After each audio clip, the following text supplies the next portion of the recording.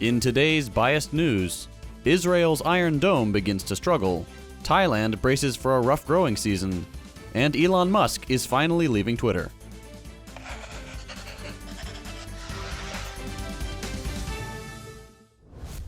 On Thursday, the government of Thailand urged its farmers to grow only a single crop this coming season, as weather trends will likely reduce total rainfall.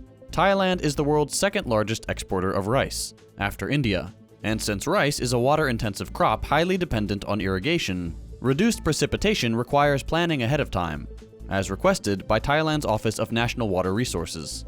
The office said, quote, "We can provide water to farmers for the first rice crop, starting in the rainy season.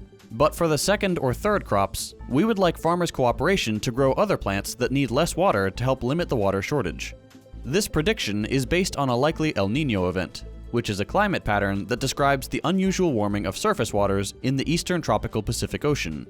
This warming happens cyclically, every 2 to 7 years, but is less predictable than something like ocean tides, and results in a cascading set of disruptive weather patterns. Thailand faces less rainfall this season, but will be hit by several cyclones and very heavy rainfall during the autumn months.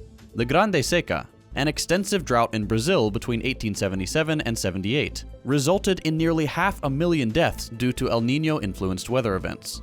This is an early sign of how disruptive weather patterns can threaten global food production, by reducing outputs, in this case rice, which in turn pushes up the price of staple foods for more than half the total world population.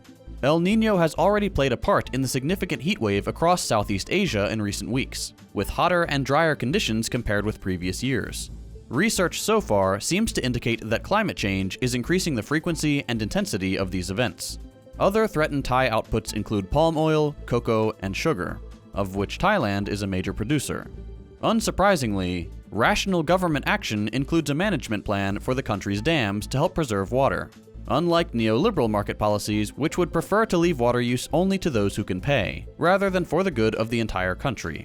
Corporate water monopolization, as well as privatization of water resources, continues to be a prime directive of neoliberal policymakers and institutions such as the IMF. After a short hearing, the Islamabad High Court has granted Imran Khan, the former Pakistani PM, a 2-week bail in the Al-Qadir Trust case. The dramatic arrest on Tuesday triggered clashes with police and paramilitary forces across the country, killing nearly a dozen people. Fighting continues between Israel and Palestine. This week's firefight started when Israel launched simultaneous airstrikes that took the lives of 3 Islamic Jihad commanders along with some of their wives and children as they slept in their homes. In retaliation, about 24 rockets were fired from Gaza. Videos show Israeli settlers jumping out of their cars and crouching beneath cover as sirens sounded. Recently, a considerable number of Palestinian rockets have made it past Israel's Iron Dome system, suggesting that the apartheid regime may no longer be as safe as it thinks. Egypt, Qatar, and the United Nations have been working to broker a ceasefire over the recent clashes, which have claimed at least 27 Palestinian lives and 1 Israeli since it began. Hamas officials told local media early Friday that Egypt was ramping up its diplomatic efforts to stop the fighting through, quote, intensive contacts with both Hamas and Islamic Jihad.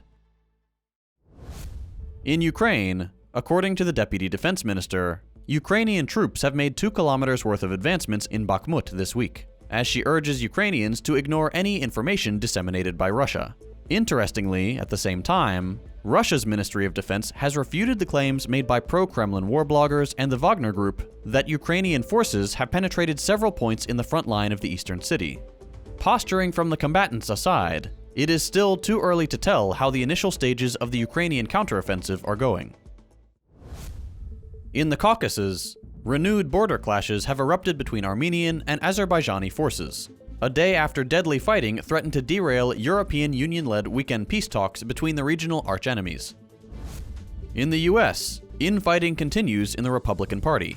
A number of GOP senators pushed back on claims made by Donald Trump at Wednesday night's CNN town hall, telling CNN they disagreed with him on a range of issues, a sign of the divisions within the Republican Party.